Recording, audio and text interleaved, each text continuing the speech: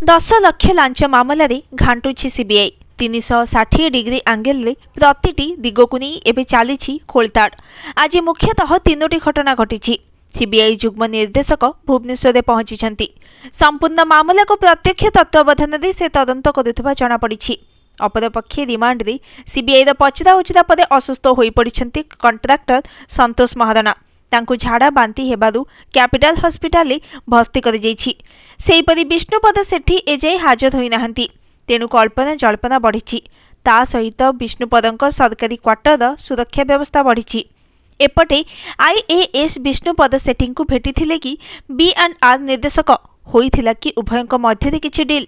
Exclusive चिठी रे अनुसूचित जाति और जनजाति विभाग प्रमुख सचिव आईएएस विष्णुपद सेठी को भेटिबाको अनुमति मागिछंती ब्रिज एंड रूफ कंपनी निर्देशक चंचल मुखर्जी। 4 तारिख दिन लेखा एही चिठी रे 5 तारिख दिन भेटिबाको अनुमति मागा जाइछि। सबुठारु बड़ कथा हैला एहार ठीक 3 दिन पर अर्थात 7 तारिख दिन भुवनेश्वर मेफेयर होटेल सम्मुख रे रेड करिथिला सीबीआई। 10 लाख टंका सेठु जबत करिथिला। तेणु एबे एकाधिक प्रश्न और आशंका प्रकाश पाइछि। केउ उद्देश्य रखी आईएएस विष्णुपद को भेटिबाको अनुमति मागिथिले ब्रिज एंड रूफ कंपनी निर्देशक चंचल मुखर्जी। 5 तारिख दिन उभयंक भेटघाट होइथिला कि जदि साक्षात होइथिला ताहाले कोन सब आलोचना होइथिला।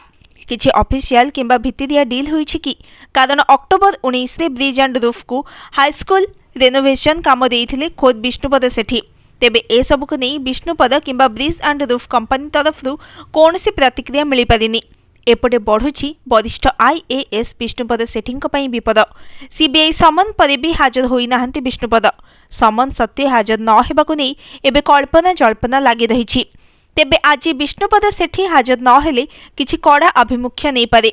भुवनेश्वर 10 लाख लांच जबत मामला रे चेर खोजी केंद्रीय तदंतकारी संस्था सीबीआई विष्णुपद पाखरे पहुंची।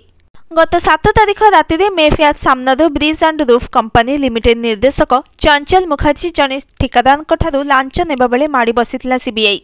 चंचल सहित ठिकादार संतोष महाराणा एवं मध्यस्थी देवीदत्त महापात्र को गिरफ आरंभ करिथिला खोलताड़। Bureau report news today.